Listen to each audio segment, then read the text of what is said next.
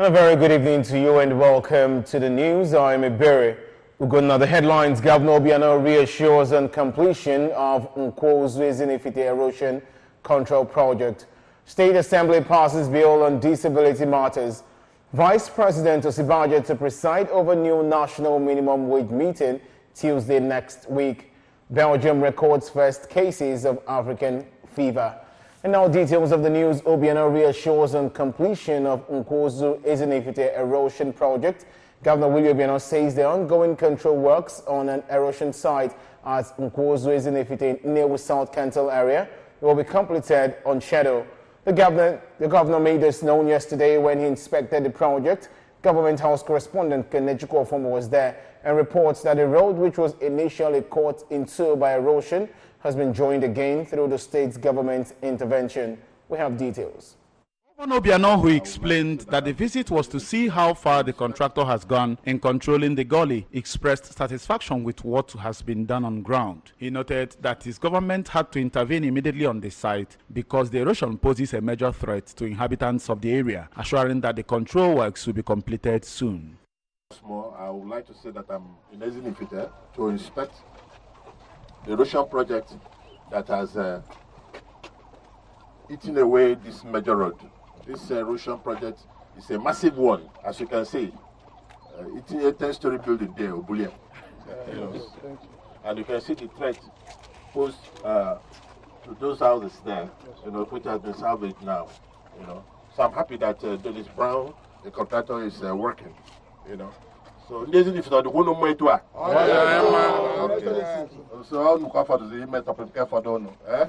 member representing Nnewi South Constituency 2 in Anambra State House of Assembly, Mr. Kingsley Ruba, thanked Governor Obiano for the speedy response to the challenge and assured him of the support of the people to his administration. Excellency, I remember we moved the motion in the House of Assembly calling on you to, as a matter of urgency, intervene in this situation. And living up to your name, Abokudike, you responded speedily. And we can see today there are several houses that could have, taken by erosion, they are salvaged today. Thank you, Your Excellency. We are very happy for this intervention, and we assure you of our continuous support to your government. God bless you. In their separate remarks, the transition chairman of Nnewi South Council area, Mr. Felix Odumegu, and the President General of Ezinifite, Chief Egwu Okoye, acknowledged that Governor Obiano's visit has reconfirmed his love for people of Ezinifite. The major problem here has been solved. What is left here is channeling it into the Olas River. The ecological problem, like you all see, the governor, His Excellency Aboko, has been attending to this ecological problem. This is actually supposed to have been a federal project, but he's attending to them. We, the people of Ezinifite, are quite delighted, happy, glad to have you in our midst. Your visit have reconfirmed your love for us. We will continue to reciprocate your kind gesture towards the people of Ezinifite in whatever way or means you would need us. From Ezinifite in Nnewi South Council area, I am Kenechukwu Ofomo reporting for ABS News. And away from that, the state government says it will increase its support to the State Fire Service for efficient service delivery. The Deputy Governor, Dr. Nkem Okeke, gave the assurance when the leadership of the State Fire Service paid him a courtesy call at the Government House, Oka. We have details. The Deputy Governor said that the present government has already started intervention to strengthen the agency, including reviewing its hazard allowance, which has already received the Governor's approval, stressing that it is one of the government's efforts at revamping the State Fire Service. Dr. Okeke, who commended firefighters in the state for their resilience, asked them to explore other areas that will help them be at their best. Somehow you always send me information on WhatsApp. Also, by the time you have your fire incident, that you'll do much better. Thank you. I heard everything you said, your request that you're making. The need for fire departments can never be understated. You guys are needed because fire does take place. Not just fire, like I said, you guys are also involved in all kinds of rescue. Because I know in every station, when I was in the US, once 911 calls go off, the fire department is there, the ambulance is also there. So you're supposed to respond to all types of problems. That's the job of a properly equipped fire department. Earlier, the State Chief Fire Officer, Mr. Martin Abwele, who appreciated the state government for its assistance, enumerated some of their challenges. Mr. Abwele also asked the state government to aid the legislation that will empower the service to go after public buildings that do not conform to fire safety designs. Thank you and assure the public that we are still there. We're ever ready to fight the fire at any moment. But then what we needed and we are requesting for, those equipment, those things we needed to fight the fire with, let it be provided to us. And you see us every now and then we'll be on the way to fight the fire. One more time, thank you, Your Excellency, for this great honor you accorded to Anambra State Fire Service.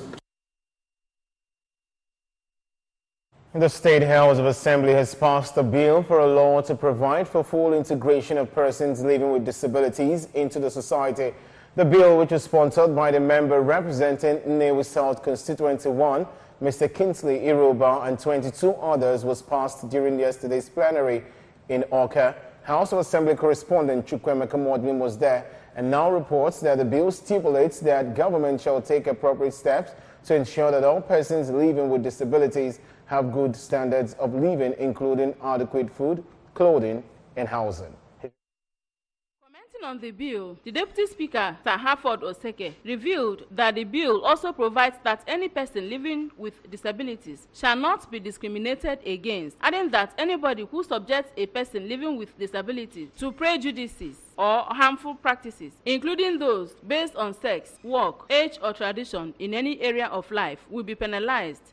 In his contribution, the Deputy Majority Leader, Chief Pascal Abodike, who commended the wife of the State Governor, Chief Mrs. Ebele Chukwuobiano, for providing succor to persons living with disabilities in the state, noted that the bill will complement her efforts in improving their living standards.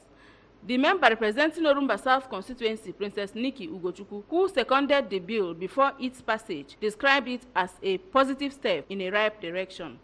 The Speaker of the House, Barrister Rita Madago, expressed optimism that the bill, when assented to by Governor Obiano, will arrest ill-human treatment meted against those living with disabilities in the society. For a law to provide for full integration of persons with disabilities into the society, to prohibit all forms of discrimination against persons with disabilities and for connected purposes, be read for the third time and final time. Say aye. Aye. Supporting motion for adjournment, the Majority Leader, Chief Victor Okoye, urged Governor Obiano to direct the Ministry of Works to rehabilitate the culvert at Ngeno-Okwazu Road that has been washed away by erosion to avoid casualties.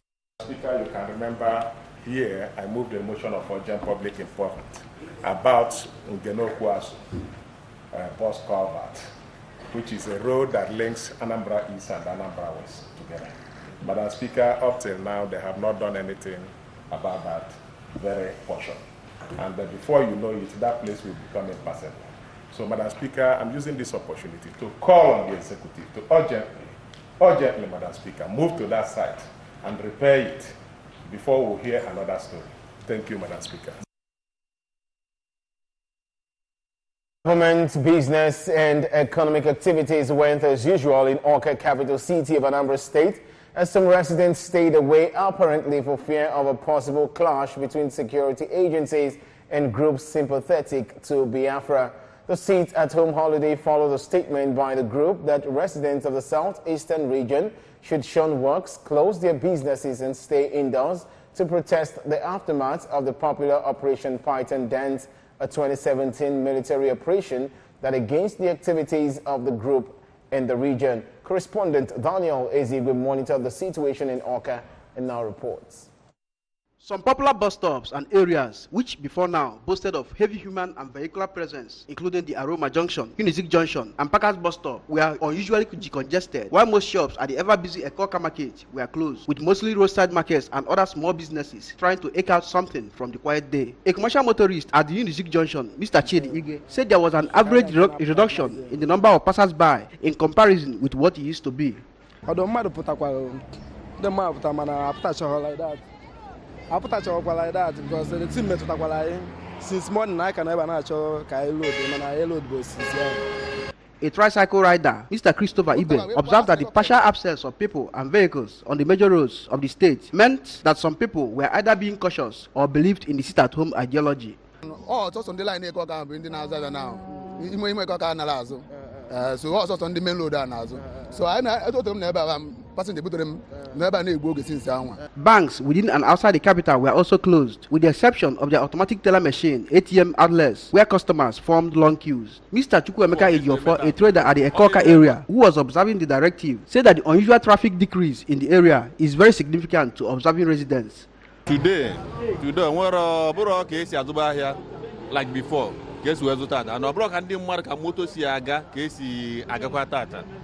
Before ibe eba hold up ne ebiro na Packers ruo ukwu oji mana tata no hold up ogwe nwo moto na aga o ihe mfeel tata. Meanwhile, ABS correspondent Odnaka Nwolisa reports that activities at the commercial city of Onitsha were paralyzed as most commuters and vehicles stayed off the streets. A visit to some major and strategic areas of the city revealed that the roads were deserted and shops remained under lock and key with few human and vehicular movement. Among the areas affected were MCC, Army Gate, Zix Roundabout, Mbo Junction, as well as Ugunwasike and environs. At most of the areas, few vehicles were seen plying along the roads, where some passers-by were also seen walking within the neighborhood. Petrol stations were closed with markets along the roads looking deserted as only few petty traders were sighted. ABS observed that some security personnel were on patrol while others were at various locations to forestall any possible breakdown of law and order. Meanwhile, the citizenry were working freely without any form of molestation and the atmosphere was peaceful. In Oka, Daniel Ezigwe reporting for ABS News. Nemo community initiates welfare scheme for octogenarians. It was an atmosphere of joy and celebration as old men and women of Nemo community in Jikoka local government area who have attained the ripe age of 80 years and above received stipend courtesy of the President General of the community. The event, which took place at the Egwegwe Square, Nemo, attracted hundreds of Nemo men and women under the age bracket. Correspondent Chibuzo Okoye has the report. An atmosphere of joy and celebration as old men and women of Nemo community in Jikoka local government area who have attained the ripe age of 80 years and above receive stipends courtesy of the President General of the community. The event, which took place at Egwegwe Square, Nemo, attracted hundreds of Nemo men and women under the age bracket. Speaking to the ABS, the President General, Nemo Town Development Union, Chief Frank Anthony Iboka, said that he initiated the idea as a way of taking care of the elderly that have contributed their quota in the development of the community over the years in the form of social security, the way it is being done in the developed nations of the world. Chief Iboka, who noted that what he is doing is in line with what Governor Willie Obiano and his wife are doing in the state in terms of alleviating the sufferings of the poorest of the poor, especially the elderly, said that the 5,000 naira stipend, which all the men and women of the community that fall within the age bracket received, will henceforth be a monthly payment to enable most of them that have no help to alleviate their sufferings. I can understand that even in overseas, this is obtainable. Because in overseas, they call it social security, where you appreciate the elders, having contributed a lot to the society as dues that they own the community. Having done that, we felt that they have tried a lot for 80-something years. That person needs to be appreciated, and that contribution will put to a stop so that they don't contribute anymore. A retired Director of Education in the Ministry of Education, Chief Polycarp Ilokanono, described the initiative of the President General as innovative and life-saving gesture, urging them to sustain it. Continue to empower him spiritually and otherwise to continue his good work with his executive. According to the women leader, Nimo Town Development Union, Lady Josephine Ilo Kanono, the gesture is first of its kind in Anambra State and commended the President General for his noble idea.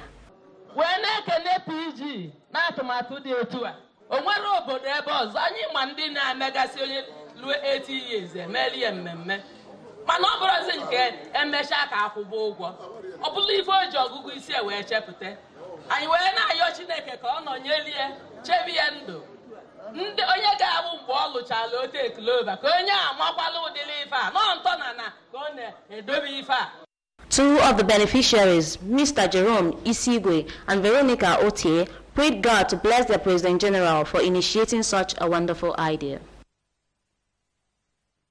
And moving on to all national stories, Vice President Yemi Osinbajo will next week Tuesday preside over the Economic Management Team meeting specially dedicated to the contentious issue of minimum wage. Minister of Labour and Employment Chris Ngige told this to State House correspondents after he and the chairman of the negotiation committee, Ms. Ama Pepel, a former head of service of the Federation, briefed President Muhammadu Buhari on the progress made so far by the committee on Friday. Pepel, on her part, said the committee will submit its report before the month end, adding, however, that they need a definite figure from government. Ngige had on Thursday accused organized labor of blackmailing the government following their 2-week ultimatum given for the conclusion of negotiations on the matter. According to him, labor leaders were unnecessarily blackmailing and intimidating government to pass a new minimum wage that it may end up on reneging on. Ngige blamed certain factors such as the inability of governors to provide their figures to be debated by the committee negotiating the new minimum wage as one of the reasons for the delay, just as he assured that government was still within the time frame it promised to deliver on a new minimum wage and was not stalling the process as alleged by Labour. According to Ngige, the organized private sector had initially proposed a figure of 42,000 naira but later brought it down to 25,000 naira, taking into account the current economic situation, ability to pay, and ability to enhance and create new jobs. Organized labor had in May 2016 demanded a pay increase on the current 18,000 naira national minimum wage to 56,000 naira. Buhari had in November 2017 inaugurated a national minimum wage committee with a mandate of arriving at a new national minimum wage.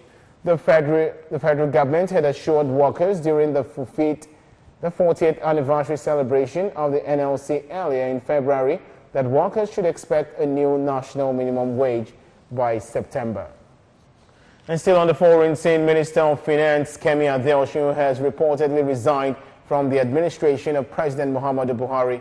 According to sources, Adeosun resigned over allegations that she forged her National Youth Service Corps certificate. However, according to the available reports, the minister resumed in her office this morning, and it is unclear when the reported resignation will take effect. Adeosun had come under fire with several Nigerians, particularly on the social media, demanding investigations from the federal government into the allegations and calling for her resignation for presenting an alleged forged exemption certificate.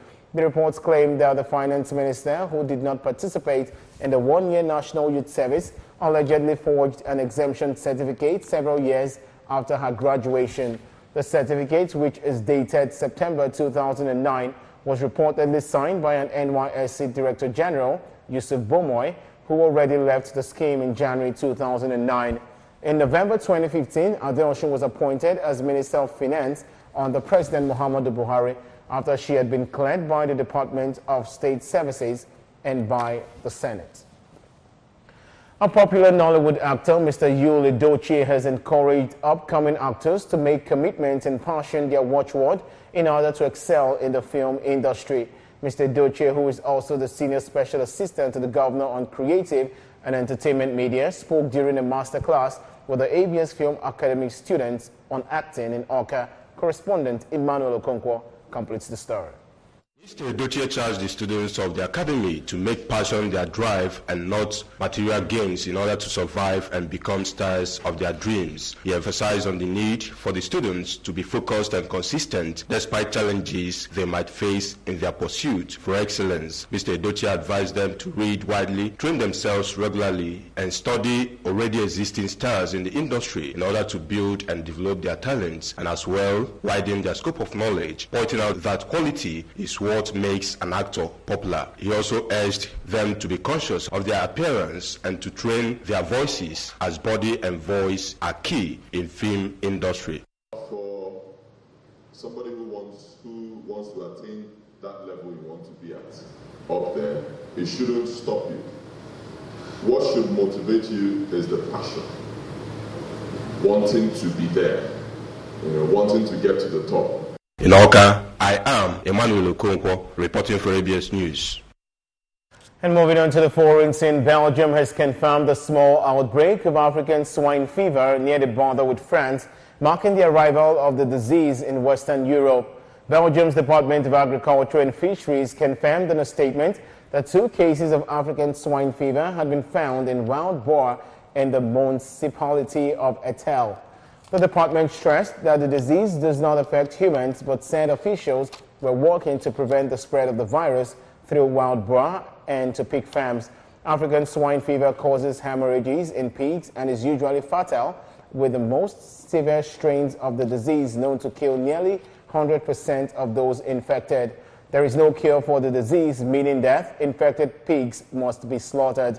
The virus has been present in Eastern Europe for around 5 years, with Romania last month reporting its worst outbreak since World War II, forcing it to cull over 120,000 pigs. European Commissioner for Food and Safety, Veterinaries Aldurikatis, said he has called a meeting with Belgian authorities on Monday to work on a prevention strategy.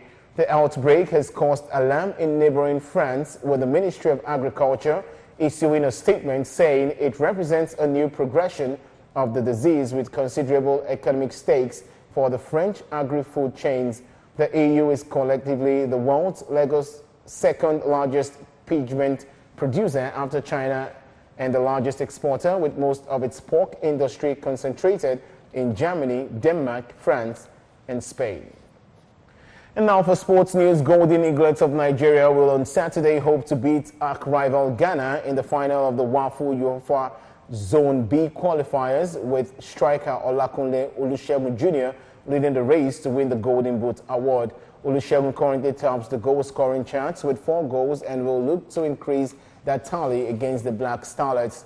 The young speed star scored twice in Nigeria's 3-2 loss to Burkina Faso and also played a key part in the comprehensive 5-1 win against the Baby Elephants of Cote d'Ivoire, scoring in the 23rd minute to make it 3-0. He followed it up with the man of the match gong in a 2-1 win over Republic of Niger in the semi-finals of the qualifiers of the 2019 Africa Under-17 Cup of Nations to be held in Tanzania. Meanwhile, ahead of the match, the Eaglets have received a cash reward of 1 million naira for booking sports and the final of the WAFU UEFA Zone B qualifiers, courtesy NFF Technical Committee Chairman Ahmed Yusuf. Nigeria has been crowned on the 17 world champions for 5 times in the year 1985, 1993, 2007, 2013, and 2015, respectively. And that's it on the news at tonight. Remember that you can follow news and programs on ABS from any part of the world by logging on to our website, www.absradiotv.com. Like us on Facebook at www.facebook.com/ABS Radio Television. You can also follow us on Twitter and Instagram at ABS Radio TV. And just before we go tonight, the main points again. Governor Obiano has reassured on completion of Nkwuzwe Ezinefite erosion control project. The governor was speaking when he inspected the project. State Assembly has passed a bill on disability matters.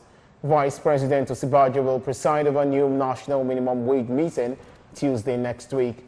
On the foreign scene, Belgium has recorded first cases of African fever. And that was the size of our package as edited by Ezoke Paul. Many thanks for watching. I'm Iberi Ugonna.